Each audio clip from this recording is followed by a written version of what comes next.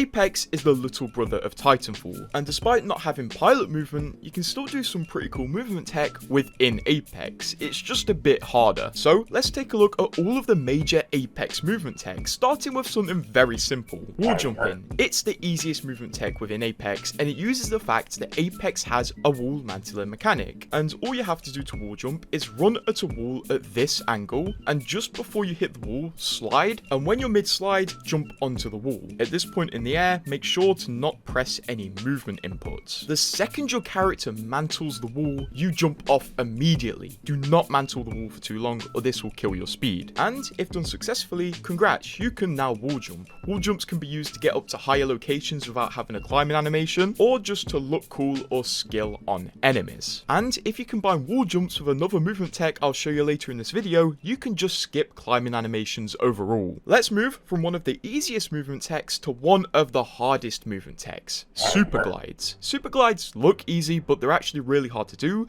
because the window you have to do them is tiny. Super glides are a movement tech where you can essentially launch yourself off any object after mantling it. If you can mantle it, you can launch yourself off it. This allows you to juke enemies and just smoothly maneuver around the world of Apex. The way you do a super glide is mantle an object, and at the very end of the mantle, and I mean the very end, you have to press jump, and then literally one frame later, press crouch. You absolutely cannot press these keys at the same time. Jump has to go first. To make it easier, many players have binded their crouch button to V, so when they want to super glide, they press space with the middle of their thumb, and then the top of their thumb presses crouch, which is V a millisecond later. I use this strategy and it makes my super glides semi-consistent, although I will work on them one day. Super glides are hard because they require two really precise timings. First of all, pressing the buttons at the very end of the mantle, and also pressing jump and then crouch within a few frames of each other. For controller, yes, this is doable on controller, but it might be easier or harder depending on how you're playing the game. Backwards super glides are also possible, but they are just another level of difficulty. Back to the easier movement techs though. The next movement tech is a super jump, and this is really easy if you're on PC and a bit harder if you're on controller. This is a super jump, and the only thing that it requires is a zip line, and you can use super jumps to super jump, believe it or not. Super jumps are doable by interacting with a zip line, and the second you interact with it, you jump twice. You do two separate jump inputs.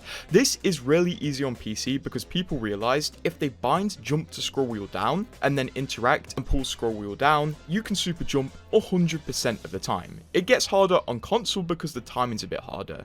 You have to interact and then put two separate jump inputs. People on console with paddles find this a bit easier, but obviously paddles aren't accessible to everybody. Still, you can super jump on controller if you're using the A button as jump. Here, as a proof of concept, I did it with my Xbox controller. It all works just fine. Super jumps are great because you can confuse enemies and also quickly escape situations if there's a zipline present. Also, if you're playing Pathfinder, you can do this essentially on demand. This next movement tech is mainly useful when combined with other movement techs. This is an Edgebug. Now, in other Source games like Counter-Strike, Edgebugs are used as a way to negate full damage, but in Apex, they're a way to negate full stun so you can keep your movement going.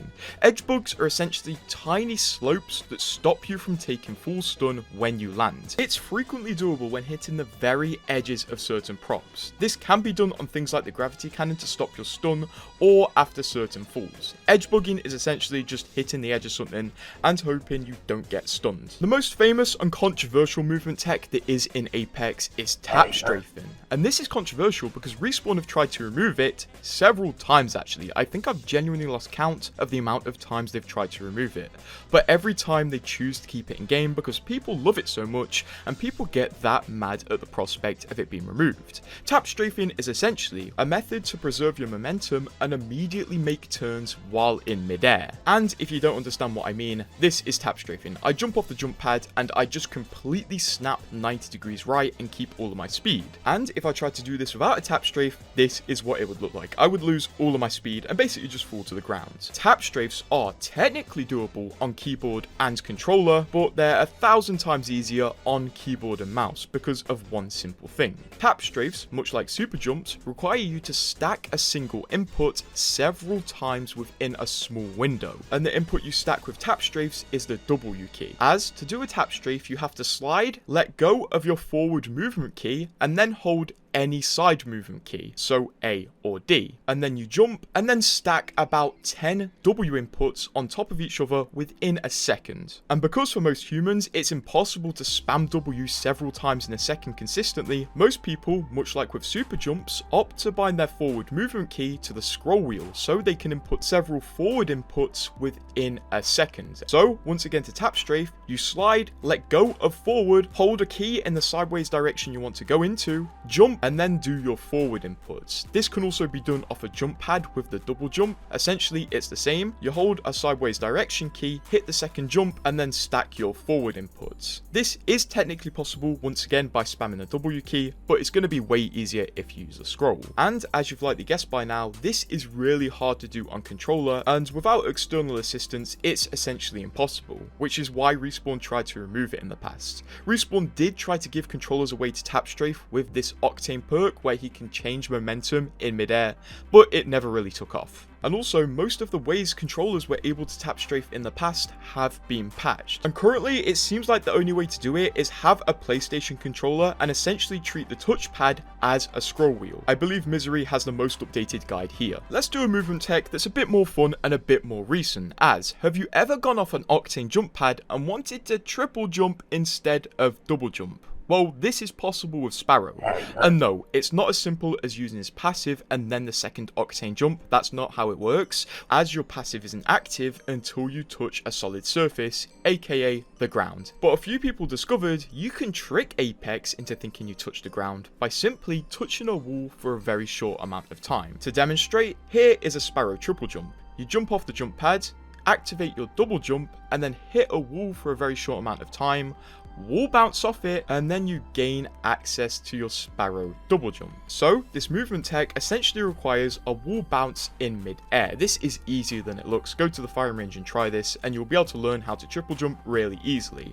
But obviously triple jumps do require a wall near you that you have to touch to reset your jump. The next movement tech is a mantle jump, which honestly looks harder than it is. I thought this was like a really ridiculous hard tech for the longest time, but when I learned it for this video, I was like, oh, that's it. Mantle jumps require two things, a zip line and a surface you can hang off near the zip line, making this building on World's Edge an absolute hot spot for people to try out their mantle jump skills. So how do you mantle jump? Well, you start going up a zip line, and when you're able to mantle a ledge, you jump off the zip line. When climbing up the ledge, you press your backwards key once to start falling off the ledge, and while falling, you look straight down and then super jump. So interact and then double jump, and then that should mantle jump you. I know that is a lot, so this is how I practiced it. I went here, took the zip line, and then hung off the edge. When hanging off this edge, I could just wait for as long as I wanted to and prepare myself for the jump.